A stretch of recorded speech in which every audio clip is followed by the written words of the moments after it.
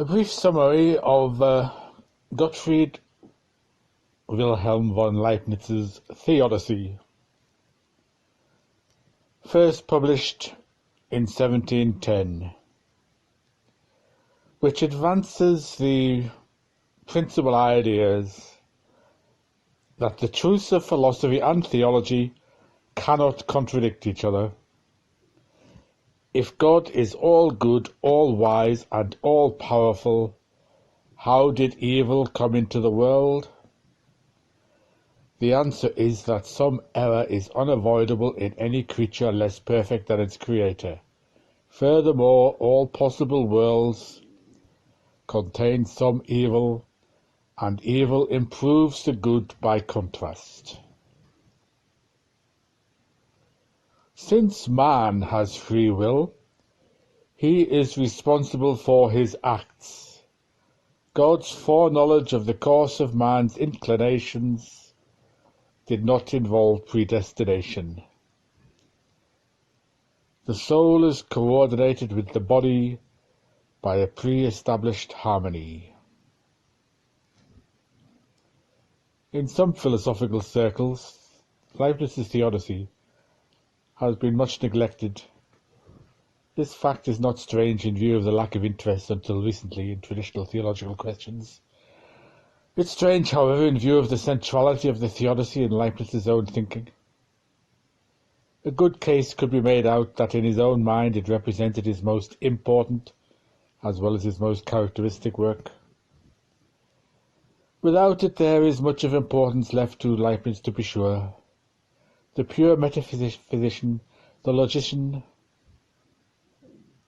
the epistemologist, the mathematician.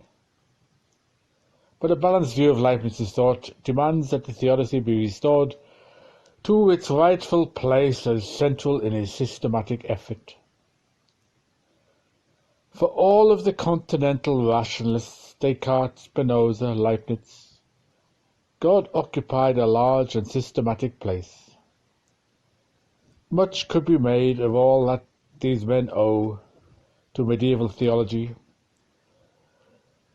But the point is that all these men were centrally interested in the nature of God and his relationship to the natural world. The way in which this problem is worked out by Leibniz has a great deal to do with his solution to other problems. Moreover, there is evidence that Leibniz looked upon himself to a considerable extent as a theologian and was most proud of his contributions there. He wished to bring peace between Catholics and Protestants, and his writing has had some effect along this line.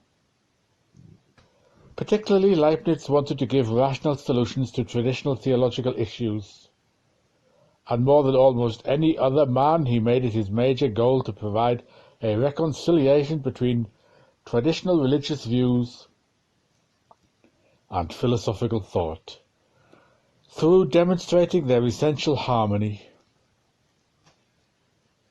The Theodicy has a unique place among the classical writing in philosophical theology, for it is one of the first attempts to justify the ways of God to man in straightforward and philosophical terms.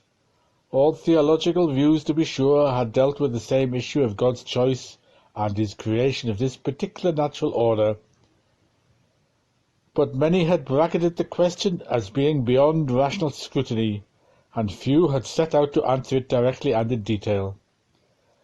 Theodicy, the discussion of God's orderings insofar as they concern man's purposes, became a major part of philosophical theology after Leibniz's treatise.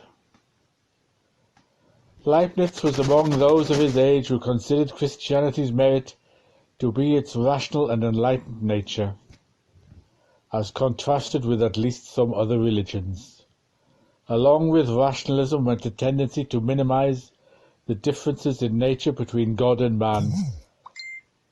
Leibniz shared in this tendency, stating that the perfections of God are those of our soul, even though he possesses them in boundless measure.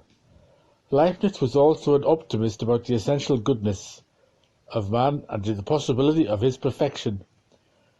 And it is the probability this view of the nature of man which more than any other single factor led Leibniz into his best of all possible worlds doctrine.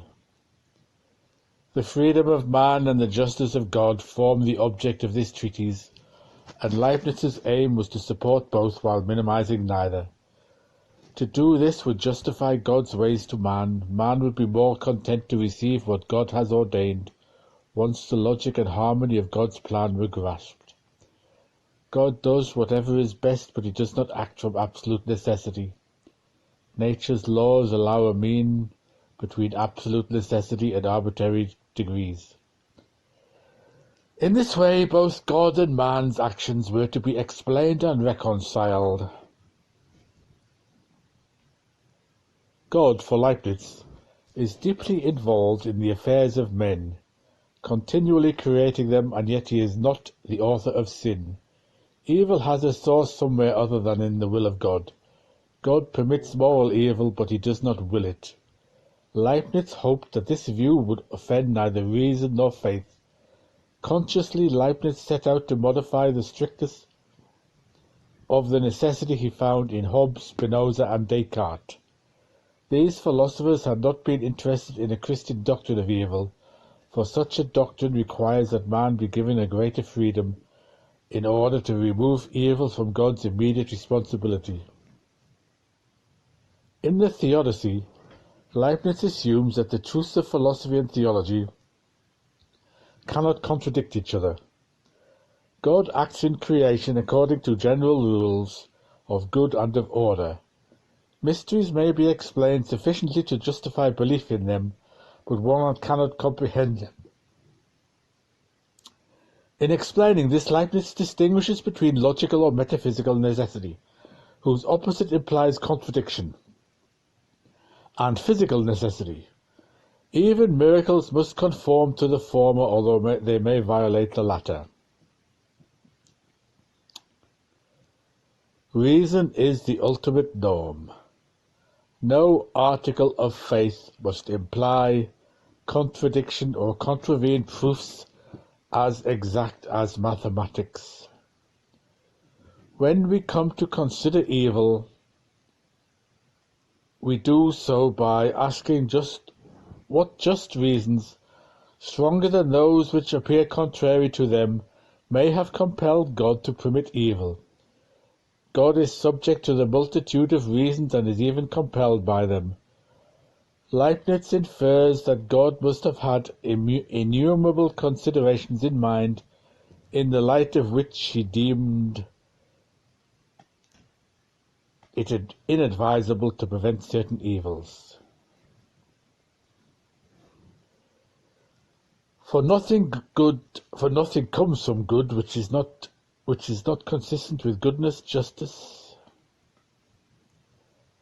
Nothing comes from God which is not consistent with goodness, justice, and holiness. God must have been able to permit sin without detriment to his perfections. The weight of the reasons and uses for it. Men are essentially in the same circumstance in which God was in finding it necessary to permit certain evils. Since reason is a gift from God, even as faith is, Leibniz argues, content on between them would cause God to contend against God.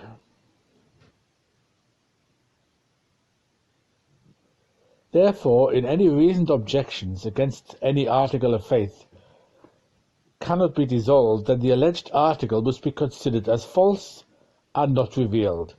Reason and faith can be reconciled, yet reason is still faced with its central problem. How could a single first principle, all good, all wise, and all powerful, have been able to allow evil and to permit the wicked to be happy and the good unhappy? Since Leibniz's time, philosophical inquiry into theological problems has often begun with this question. Leibniz did not attempt to make the connection between God and moral evil an indirect one, which has been the traditional method. An evil will, he says, cannot exist without cooperation. An action, he asserts, is not for being evil the less dependent on God. Thus Leibniz makes the solution to the problem of evil directly a matter of accounting for God's action, since nothing can come to pass without his permission. God is the first reason of things. The cause of this world, Leibniz writes, must be intelligent, for the first cause has to consider all possible worlds and then fix upon one to create. Such an intelligence would have to be infinite, and united to a goodness no less infinite. It cannot have chosen other than the best of all possible worlds. It may be, for instance, that all evils are almost as nothingness in comparison with the good things which are in the universe. Whence did evil come, then? We must consider that there is some original imperfection due to the creature's limited nature in the creature before sin. Leibniz adopts this view of original sin, that some error is unavoidable in principle in a creature which must be less perfect than the being who creates it. Other reasons for evil may be given. There is evil in all of the possible worlds, as though no choice could avoid it entirely. Evil often makes us savour good the more because of it, evil in that sense being necessary to any good. Man's will is responsible for its own actions, but this explanation simply leads Leibniz to a consideration of the divine foreknowledge and the question of divine predestination. Here Leibniz indulges in hair-splitting, distinguishing between what is certain and what is necessary. The will is inclined toward the course it adopts, and in that sense its action is, and always has been, certain in God's knowledge. But the action of man's will is not necessary, although this means merely that its opposite does not involve a logical contradiction. Such contingency Leibniz allows to remain. God always chooses the best, but he is not constrained so to do. This is the extent of his freedom. Another natural sequence of things is equally possible. In the logical sense, although his will is determined in the choice it makes by the preponderating goodness of the natural order he chose, that is to say, the natural order that we actually have.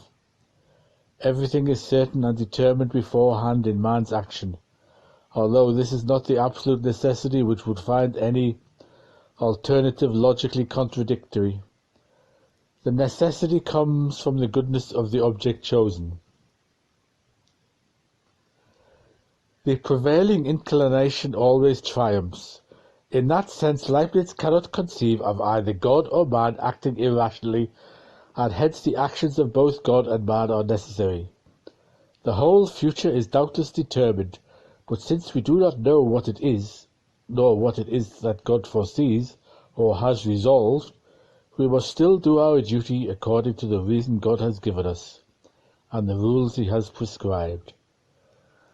In the midst of an expansive metaphysical doctrine of possible worlds and the infinity of possible choices open to God, Leibniz adopted a conservative and theological view of predestination, as the tradition has seen.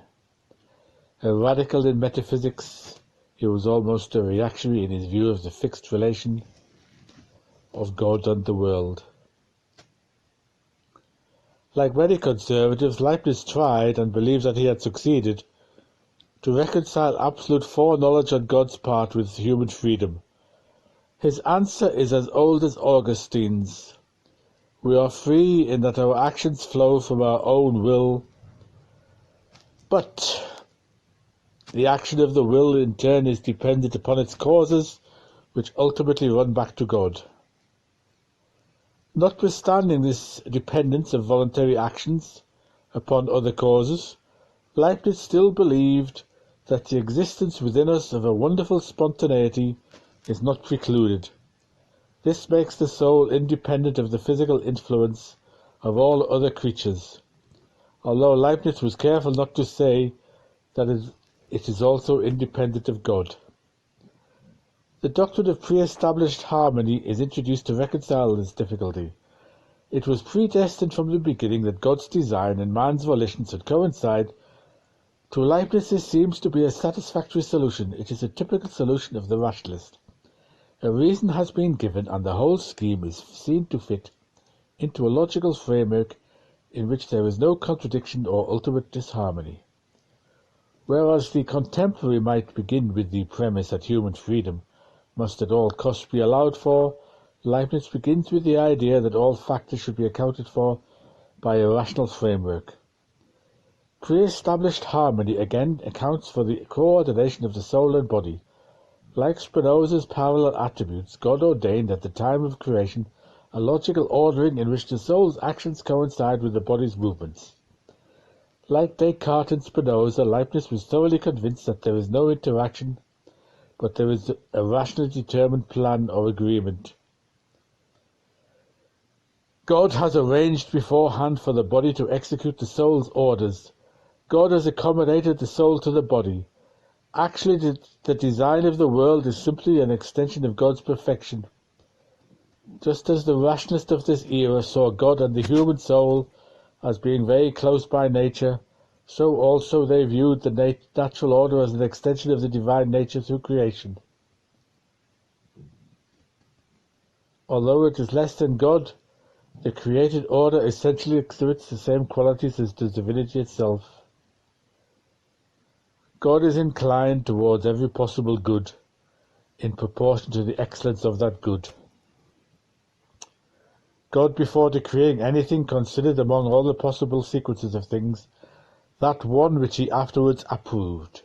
God grants his sanction to this sequence, our present natural order, only after having entered into all its detail. From such a description of God's rational selective activity comes the doctrine of the best of all possible worlds. In most traditional accounts of ultimate origin, as for example in Plato's Timaeus,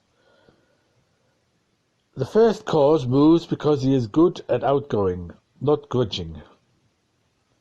But in classical and in most medieval schemes, such a God has no real choices to make.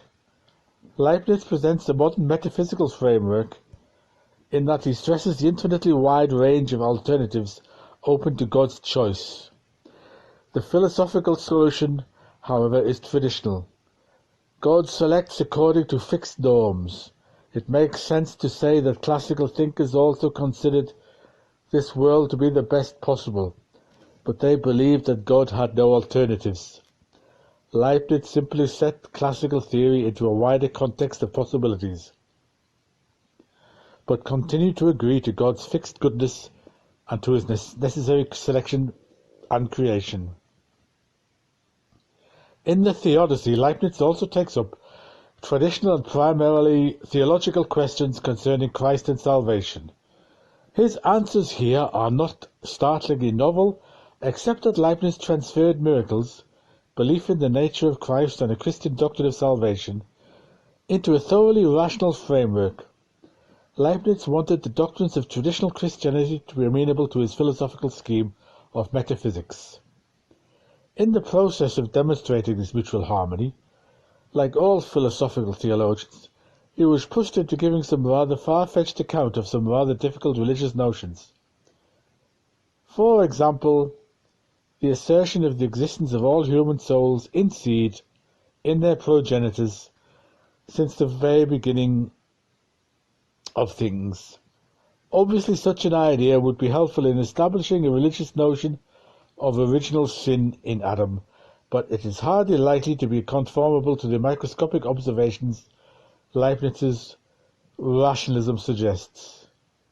It is not in the slightest an exaggeration to say that both Leibniz's questions and his answers are repetitious. The Theodicy sets out to refute certain doctrines which Leibniz opposed, particularly those of Pierre Bayle.